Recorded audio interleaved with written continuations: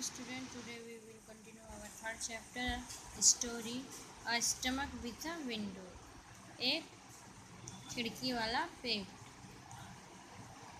In the poem you read about a soldier called Martin.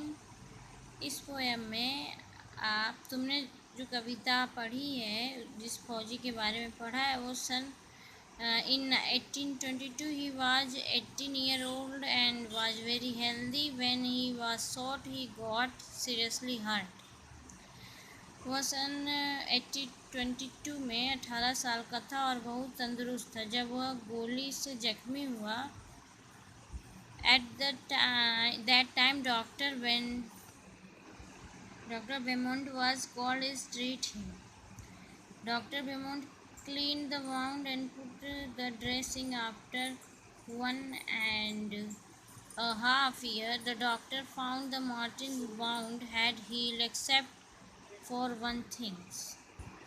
He had a big hole in his stomach. The hole was covered with a loose flap of skin like the washer in a football. Press the skin and you could peep into Martin's stomach. Not only that, the doctor could also take out food from the stomach by putting a tube in the hole. Dr.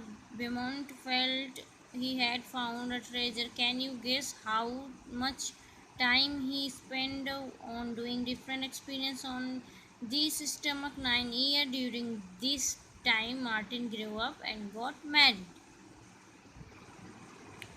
लगभग 1.5 साल के बाद डॉक्टरों ने देखा कि Martin के पेट में एक अद्भुत खिड़की सी बनी गई थी. पेट की चमड़ी ने बढ़कर छेद को ढक तो लिया था, ठीक उस तरह जैसे कि फुटबॉल को वॉशर होता है. यानी चमड़ी की एक तह के ऊपर एक और तह सी बन गई थी. निचली तह को दबाने पर छेद में से पेट में झांका जा सकता था. छेद में ट्यूब डालकर पेट का खाना भी बाहर निकाला जा सकता था. अब क्या था? डॉक्टर बेमोंट को मार्टिन का यह अजूबा पेट क्या मिल गया, मानो एक खजाना मिल गया. सोच सकते हो कितना समय लगाया होगा उन्होंने इस पेट के साथ प्रयोग करने में. 9 साल. इन 9 सालों में मार्टिन ने कुछ काम भी करते रहे और उनकी शादी भी हुई. At the time, scientists did not know how food was digested. How does the liquid digestive juice in the stomach help? Does it only help in making the food wet and soft, or does it also help in digestion?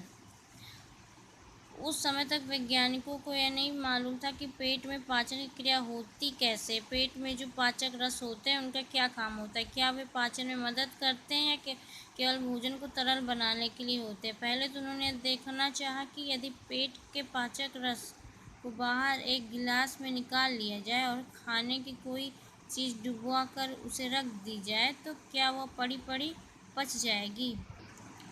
For this he did an experiment. With the help of a tube he took out some digestive juice from the stomach. At 8:30 a.m. he put 20 tiny pieces of boiled fish in 10 milliliters of the juice. He kept the glass at the same temperature as that of our stomach, about 30 degrees Celsius. When he checked at 2 p.m. he found that pieces of flesh had dissolved.